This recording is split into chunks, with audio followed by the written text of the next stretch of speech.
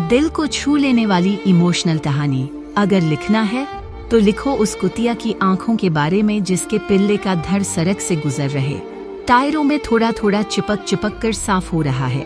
लिखो उस शर्मिंदा हिजड़े के नाक के पसीने के बारे में जो सब कुछ होना चाहता है सिवाय एक हिजड़े के।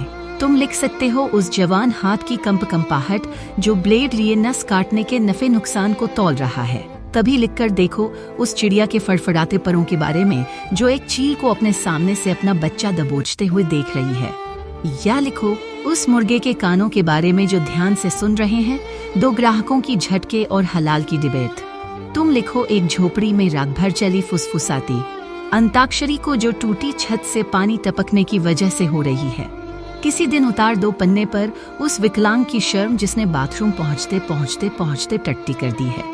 तुम लिखकर देखो उस बांझ आँख की चमक जिसे वॉश बेसिन में पड़ी उल्टी में एक उम्मीद की रंगोली दिख रही है। चाहो तो उस ट्यूबवेल की मोटी धार के बारे में लिख सकते हो जो कुछ नंगे बच्चों के पिछवाड़े को चूमकर धान को सुनहरा बना रहे हैं। लिखो शहर की सबसे ऊंची बिल्डिंग की रेलिंग पर खड़े एक हारे नौजवान की उड़ान जो वो बस लेने वाला है।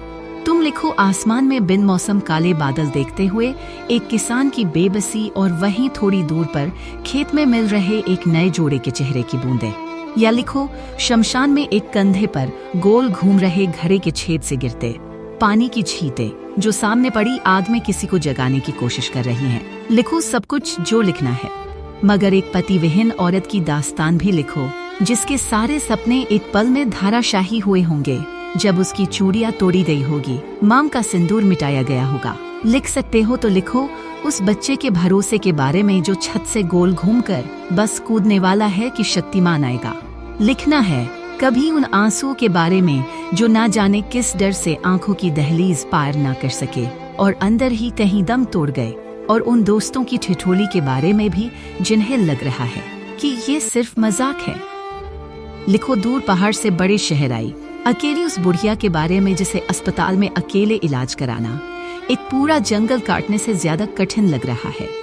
लिखो उस भिखारी की फैली पुतलियों और अचानक उठे दर्द के बारे में जो सामने से आती एक बड़ी गाड़ी को देखकर बढ़ गया है।